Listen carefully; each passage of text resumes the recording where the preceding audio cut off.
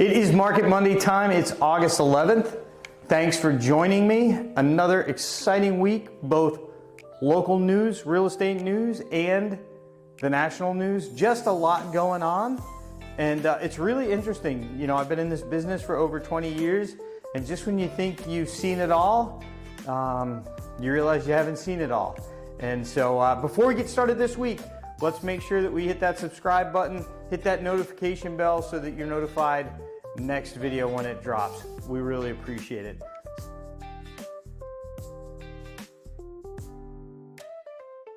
Supply and demand, supply and demand. It's all about supply and demand. We always start with the supply side because to me that's the most important to understand what your supply looks like. New listings, year to date, we've had 1,826 new listings come on the market so far this year. That's up 36% from what we reported last week. Last year at this time, August 11th, we brought 1,796 properties on the market. That's just 1.7% lower than where we are right now. Looking back to 2020, August 11th of 2020, things were cranking after lockdown, after coming out of lockdown during the pandemic, and we had brought 2,398 properties on the market at this point, August 11th, 2020. That's 24% more than what we have right now. Current inventory for sale. So that's how many properties have come on the market so far this year, but a lot of those have sold, thank goodness. Our current inventory, very low right now, 834 properties on Hilton Island. That's down one since last week. We're at 835. Considering we brought new properties on over the week, it's a net -1. So we consumed one more property than we put on the market. So shrinking inventory, shrinking inventory. Last year at this time, we were at 869. That's just 4% more than where we are right now. And again, back in 2020, August 11th, 2020, we were sitting with 1,633 properties for sale, 49% more than what we have right now. That is the supply side, the inventory side. The other side of the equation, demand sales. Here we go, pending sales so far this year, 1,288. That's up 28 from last week. Last year at this time, we were at 1,382. So we're 6.8% lower than we were at this point last year. And back at 2020, man, things were flying off the shelves. At this point in the year, 2,252 properties had gone under contract as of August 11th of 2020. That is 43% more than where we are right now. Closed sales so far this year, 1,243 closed sales. That means that we had 40 closed sales over the last week. Last year at this point, we were sitting at 1,362, so we're 8.7% less than where we were at this time last year. And at this point in 2020, we had 1,860 closed sales. That is 33% more than where we are right now. So we use that under contract cadence along with what the available inventory is to understand how much inventory we have in terms of absorption rate. We look at 6% as being the neutral, a market that doesn't favor the buyer or the seller. It's a neutral market. We look at less than 6% being a seller's market and over 6% being a buyer's market. So if we're looking at a 6% being neutral and you go to 5%, it's a little bit more of a seller's market. If you go down to 2 months worth of inventory, that is a very strong seller's market. Well, right now we're sitting at 4.7 months inventory. That's down a tenth from last week where we were at 4.8. But a couple weeks ago, we were in the 10s. What's changed? A lot of properties come off the market. So sales remain about the same, but it's the inventory that's gone down that's causing that absorption rate to go down and have it look more like a seller's market. Last year at this point, August 11th of last year, we were at 4.5 months. So we're almost back to that number. And in the pandemic year 2020, August 11th of 2020, we were sitting at 5.2 months back then. Days on the market, this is how long it typically takes for a property that comes onto the market to receive an offer and go under contract.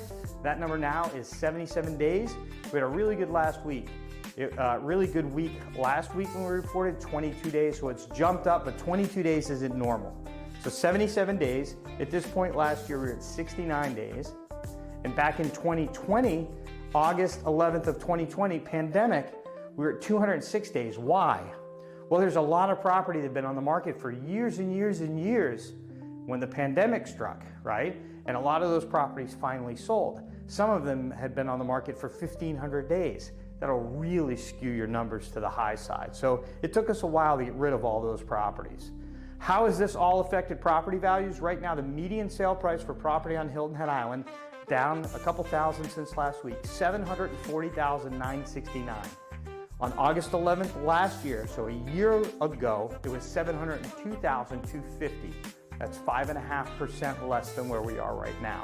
And again, if we look back 5 years ago, August 11, 2020, it's 87% less than where we are right now. $397,188 was the median sale price back then.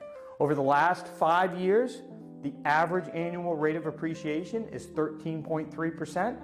And over the last 10 years, the average annual rate of appreciation has been 9.2%. Really strong numbers. So what do you need to know about Hilton Head this week based on those numbers? Inventory is down year over year 4%. So it's 4% less than where it was last year. Sales are also down 8.7%, and prices are up 5.5% year over year, right? And again, looking at the 5 and the 10 years, it's really interesting. Up 13% over the last 5 years and 9% average over the last 10 years. If you're a seller, inventory continues to be the story. So inventories have dropped, sales are slowing, but inventory is dropping too, and that's really helping prices continue to go up. If you're a buyer, the play right now is to make thoughtful offers, right? What do I mean by a thoughtful offer? In my experience, there's two kinds of buyers. There's a buyer that measures a good deal by making an offer to a seller and getting as much as they can off of the asking price. The problem is if you make an offer on a house whose asking price is 10% above market value, and you offer them 8% off of the price, and you settle at 7%, you just overpaid for the property by 3% because it was overpriced to begin with. Whereas if there's another house right next door, and that house is priced right on the button, right on value, and you have to pay full price. Now, to the layperson, you didn't get a good deal because you paid full price, but because we know that the full price was the correct price, you got a good deal.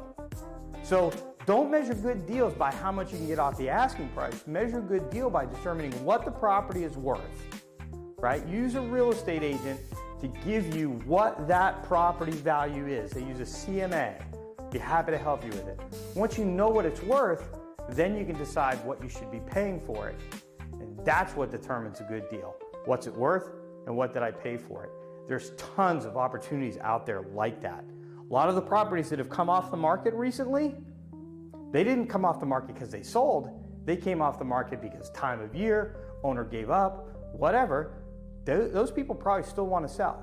So now you have the opportunity to buy a property that maybe not on the market, so you don't have to worry about competing with other buyers. It's just you and the seller in a negotiation. And I like those odds. National news this week. There are several stories, but you're probably getting sick of me talking about the Fed and unemployment and all that stuff, but it's really fascinating to me. So I want to stick on the news with the jobs report.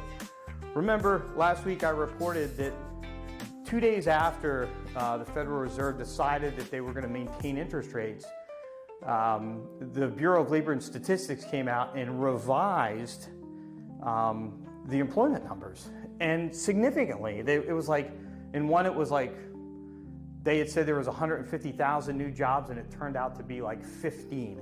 And I think the number that they were off over 2 months was like $250,000 jobs, right? And like, what impact did that have on the Fed's decision? If the Fed was making decisions about what to do with interest rates, and the Fed is responsible for two things, one of the major two things is unemployment. They don't want unemployment. They want full employment in the United States. That's one of the jobs of the Federal Reserve.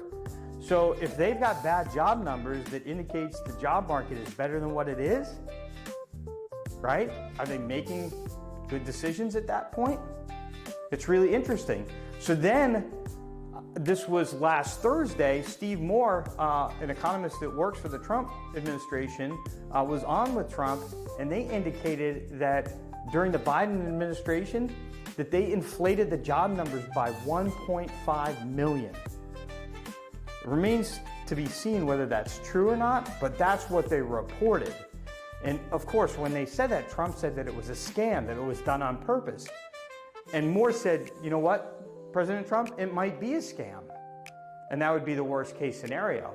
The best case scenario, and these were Mr. Moore's words, the best case scenario is it's incompetence. And either one there's no place for. So think about the impact that that could have made on the Fed's decision over these last couple months, where the majority of the country has felt like they need to move on interest rates. Like the economy is stuck. Housing especially is definitely stuck because of interest rates. And it's just really interesting to think of what could have been if we had the accurate numbers. Like, would things have turned out the way that they are at this point? And I'll tell you, with what I'm reading, what I'm studying about the market, because that just really interests me, I think there's a greater wave of unemployment coming that's going to be associated with the implementation of AI. And I really think the Fed, not that they're taking any advice from me, but I really think the Fed needs to move. Right now, the latest is an 89.4% probability of a 25 basis point cut in their September meeting, and the likelihood of a 50 basis point cut by the end of the year, by the end of 2025, is now at 42.6%. To me, folks, if you love real estate and you're interested in real estate, that is the one thing, that is the one domino that's sitting, that's preventing from all the other dominoes from falling. It is interest rates. It is interest rates. So that's why I'm so interested in it. So that's it. Let me know what you think, whether you think interest rates are having a big effect, what you think about this latest news with the job cuts. If you don't want to do it publicly, you can text me. My cell phone is 843-384-3169. We'll put it up on the screen. Let me know what you think. Thanks.